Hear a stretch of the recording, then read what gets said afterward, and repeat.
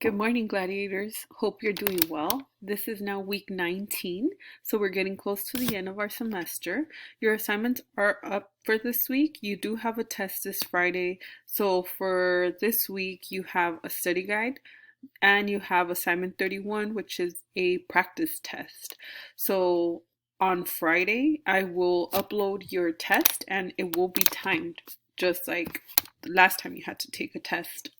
I will still have my Zoom sessions tomorrow, 1 o'clock for block 1, 2 o'clock for block 6, 3 o'clock for block 3. Hope to see you guys there so you can get your questions answered.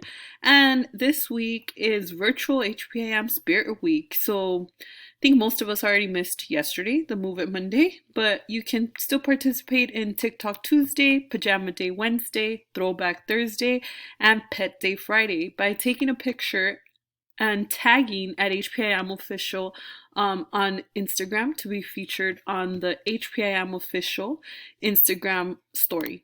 So hope to see you guys tomorrow. Take care. Hope everything's going well and enjoy your hot spring day. Have a good day. Bye bye.